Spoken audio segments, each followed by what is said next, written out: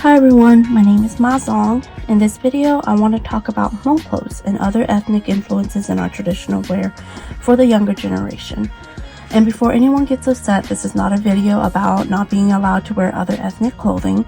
It is more about know what you are wearing, because I feel like there is a concerning amount of misinformation in our community. Just as a disclaimer, I am not a professional. I just love ethnic clothing and I love Hmong clothing, and I do a lot of my own research. I am just a typical Hmong girl that grew up in the Hmong community, and if anybody has more information about this topic of clothing, please feel free to provide more information, as I think it will be important for the younger generation to know. If this is not a topic that you're interested in, feel free to move along. So the first thing that I want to cover is what Hmong clothes consist of and how it has changed and modernized over time. To go into detail about the history of our clothes, or about the many types of stitching and embroidery used by the wide diaspora of Hmong or male groups, it will probably take me a whole nother video, so we will not be doing that today. Starting with Hmong or male clothes. Hmong clothes is very diverse and beautiful in their own ways due to the many branches and subgroups they have. For this video, I will reference the Hmong groups of Southeast Asia, in which I am more familiar. Hmong clothes tend to consist of a shirt or vest, a pleated skirt or pants, one or more apron, a waist belt or money bag, sash, txog, head wrap, hat or a hair updo, and silver accessory, necklaces, sawv, bracelets, rings, hairpins, or combs.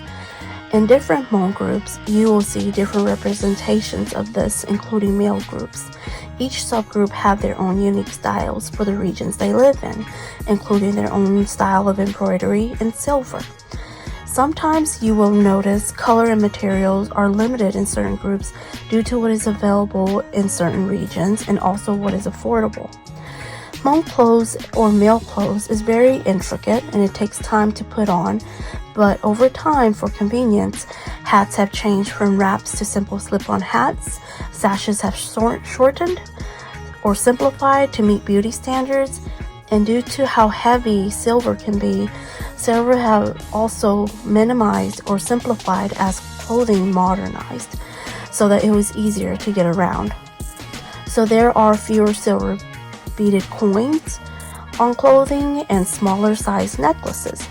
And for convenience, money bags have turned into money sashes and more mainstream silver belts. I personally love to see our decked out Hmong clothes, as I find it much prettier and complete with heavy large silver pieces and with all the essential pieces for traditional Hmong clothes. Don't get me wrong, modern clothes are also very beautiful on their own and continue to fuse tradition in our modern day life for a sense of identity and culture that we carry with us in our busy lives.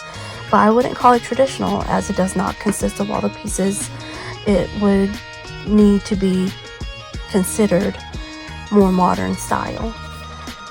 Now that we have seen the basics of Hmong clothes, we will be moving on to the other groups. There will be 4 ethnic groups that I will be talking about, with some special mentions to other special groups that have been coming up in Hmong history. To begin, there are 2 groups that have lived alongside the Hmong group, and the Hmong group have adopted certain designs from. This could have been through trading goods in the past or through marriage, as it was common. First and foremost is the Lumian or Yao group, which has lived alongside the Hmong and male group for centuries and has shared a lot of similarities, but one that is very specific adoption from the Mian group is what the Hmong call paub, or Mian flower, that is used in Hmong Thai sashes today.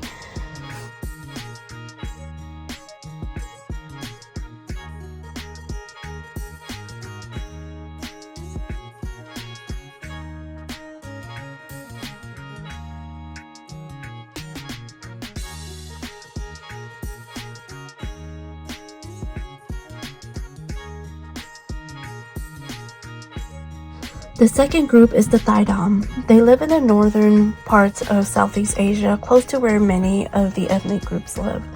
They are mostly related to the Thai, and from this group, the Hmong groups have adopted their headpiece through trade and or could be from marriage, as this is something that's actually true within my maternal lineage. You will see this headpiece in the Hmong stripe group, as they have adopted this headpiece into their own way of wrapping and has been designed to fit the Hmong people's taste in extravagant headpieces. Next is a quick and special mention for the Thai, Lao, and Bai ethnic group. Thai and Lao clothing are very popular, very distinct and different, and very noticeable when they are worn in the Hmong community. And as for the Bai ethnic clothing, they were very popular in the Hmong community back in the 1900s, but all three of these ethnic groups are very diverse and different from the Hmong group. The rest of these groups that I will be sharing about are also ethnic groups of Southeast Asia or China that have clothing similar to the Hmong clothes. I just want to say that Hmong people love wearing many ethnic clothing, and we as a community love to mix match different Hmong or male pieces within our community. And this is where there has been some misinformation circulating within our community as trade becomes more accessible and machine-made silver and embroidery becomes more mainstream items, that information seems to be lost during this process in trade. Again, there's nothing wrong with mixing and matching styles as it's popular, but for educational purposes for our younger generation, it's important for us to know what we are wearing. One group that has been very popular is the Akha and Hani group, especially this hat. It has been very popular for mixed matching styles due to our love for big hats and a history of a lot of people not knowing the ethnic groups in Southeast Asia, and this mismatching had happened long ago in a lot of Thai music videos, and was something that I believe the Hmong community has also picked up on doing. And as we start incorporating other ethnic clothing into our mixed matching styles, it could be misinformation to the younger generation who don't know the difference. Also, you will recognize some of their embroidery that has made it into mainstream machine embroidery that sailors sometimes mistake for Hmong embroidery, but just a reminder that these belong to the Akha and Hani group.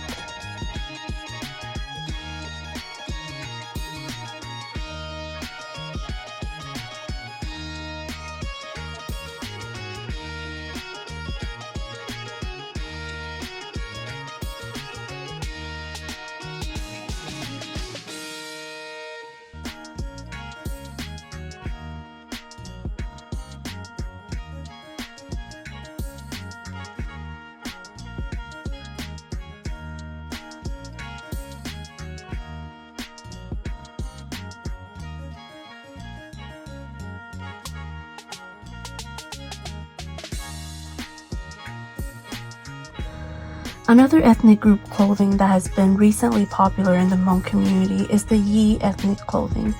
Most Yi groups reside in China, with one group living close alongside the Hmong people in Vietnam.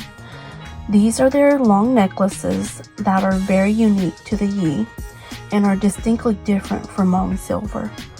Also, their headpieces and collar have been circulating in the Hmong markets and labeled as Hmong Shua or Hmong Chinese or Miao, but that would be misinformation. Some of us will recognize these items, such as the collars and even the Yi sashes.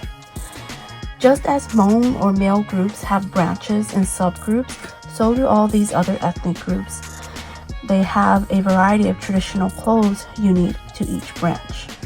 Overall, I wanted to show and appreciate all ethnic clothing, and also want to ensure that our younger generation are informed about what we are wearing. But do feel free to do your own research.